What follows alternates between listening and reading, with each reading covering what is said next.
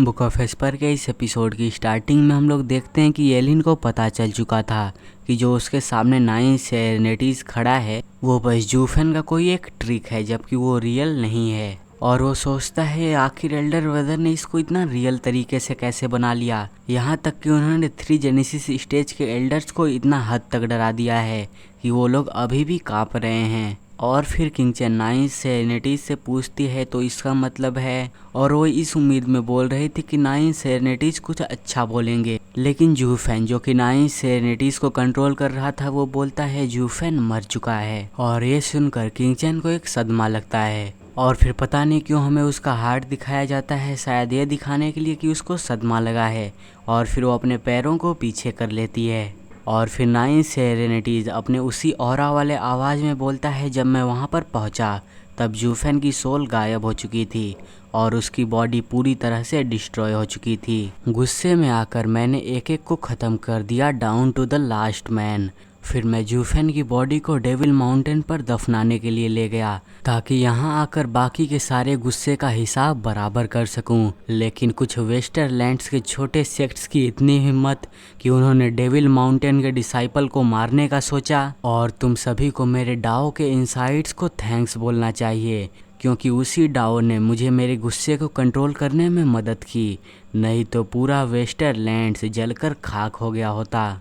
और ये सुनकर उन एल्डर्स पर और भी ज़्यादा प्रेशर पड़ता है और वो लोग और भी ज़्यादा झुकने लगते हैं और सोचते हैं हॉली हेल, इस बार उन 4 सेक्ट्स ने एक सीधा गॉड से पंगा लिया है। अच्छा है वो चारों सेक्ट्स ख़त्म हो गए, वरना वो वेस्टरलैंड्स के लिए और भी ज़्यादा परेशानी बनते। और इस ओल्ड फ्रिक से पंगा लेने से तो बहुत ही अच्छा यही होगा कि हम इनविंसिबल स्वॉर्ड से भिड़ जाते। इस एल्डर का ये मतलब है कि हम इनविंसिबल स्वॉर्ड से तो एक पल के लिए फ़ाइट कर भी सकते हैं, लेकिन इस ओल्ड फ्रिक से हम फाइट नहीं कर सकते हैं। और फिर हम किंग चेन को देखते हैं जो कि कांपने लगती है और दबी सी आवाज़ में बोलती है कि वो सच में मर गया। और इतना बोलते ही वो गिरने लगती है और वो अभी भी बोल रही थी वो मर गया। और उसकी आंखें देखकर पता चल रही थी कि अब वो बिल्कुल भी होश में नहीं है। और मिस्टिकल हेवन सेक्ट वाली लड़कियां बोलती है किंग चेन तुम्हें क्या हो गया। और अपने वॉइड के अंदर से जूफेन भी देख रहा था, लेकिन वो कुछ कर नहीं सकता था, वो बस किंग चेन का नाम ही सोच पा रहा था।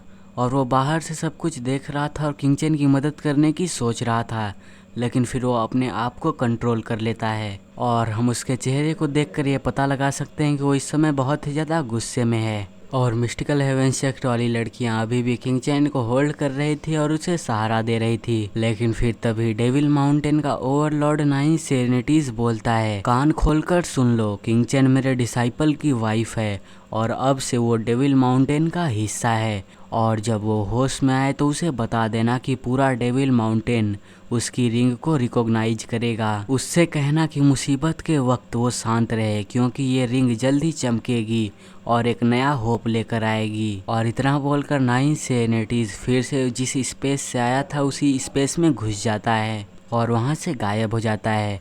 और जैसे ही नाइन सेरेनिटीज वहाँ से जाता है तो एल्डर्स के ऊपर का प्रेशर भी हट जाता है। और एल्डर यू से बोलता है ओल्ड यू, वो तो सच में स्कैरी एज हेल था। वो फ्रीक, मेरा मतलब वो सीनियर, वो एग्जाल्टेड से भी ज़्यादा खतरनाक लग रहे थे। तो एल्डर यू बोलता है तुम बिल्कुल सही बोल रहे हो, मैंने आज तक अपने ज़िंदगी में ऐसा प्रेशर कभी भी नहीं देखा था। और मैं ये बेट लगाकर बोल सकता हूँ कि अगर मैं इनविंसिबल स्वॉर्ड के सामने भी होता तब भी मेरा ऐसा रिएक्शन नहीं होता जैसा कि उन सीनियर के सामने हुआ था। उनका वो ड्रेडेड ऑरा वो सच में बहुत ही ज़्यादा टेरिफाइंग था। लेकिन फिर एल्डर डू को कुछ याद आता है और वो किंग यू से बोलता है जल्दी करो और किंग चेन को सेक्ट के अंदर ले चलो। लेकिन फिर वो किंग यू एल्डर से बोलता है Elder you, junior sister king chain तो सदमे से बेहोश हो गई हैं, हम उन्हें डिस्टर्ब नहीं कर सकते हैं, पर क्या सर अभी तुरंत वापस जाना चाहते हैं। तो एल्डर बोलता है मैंने कब कहा कि हम उसे घसीट कर वापस ले जा रहे हैं,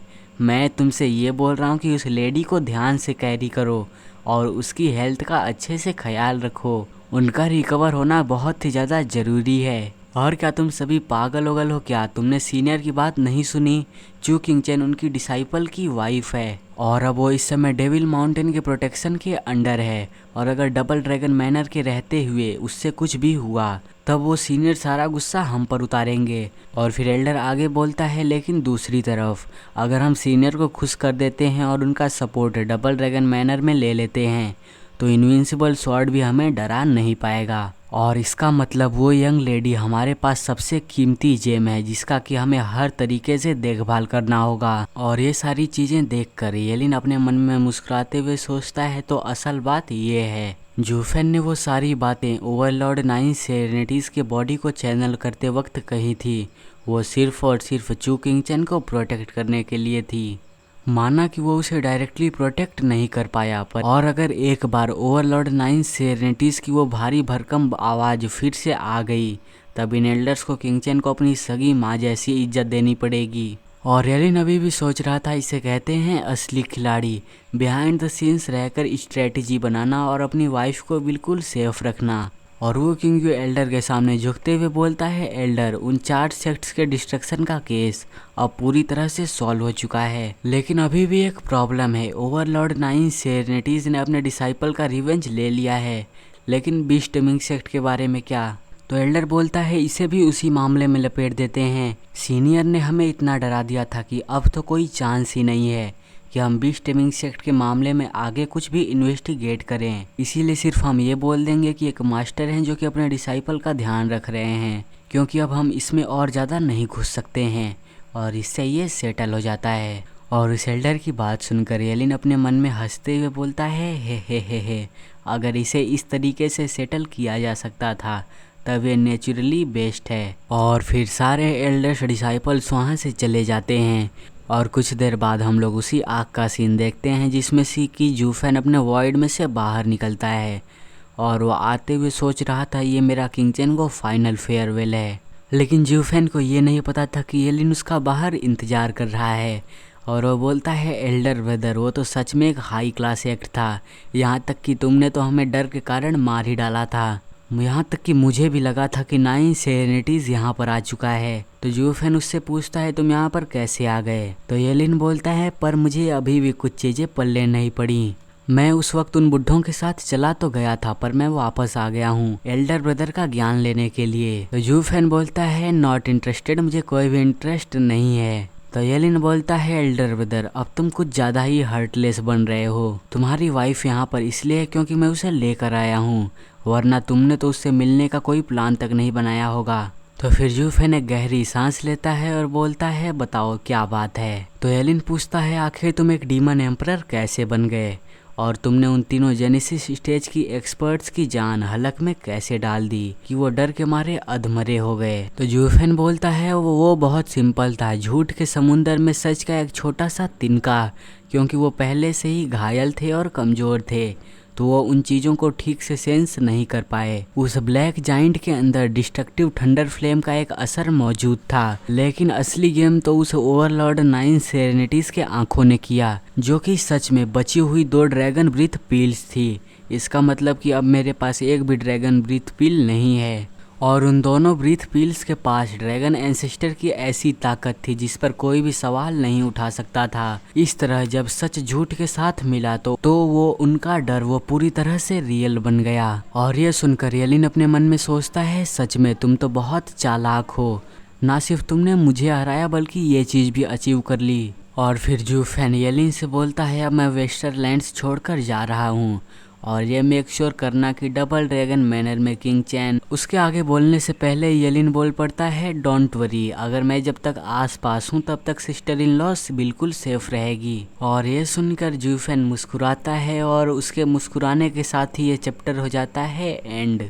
और अगर आप लोगों को अगला चैप्टर जल्दी जल्दी चाहिए तो इस चैनल को सब्सक्राइब कर दो और इस वीडियो को लाइक कर दो और मुझे कमेंट में ज़रूर बताना कि आज का एपिसोड कैसा लगा।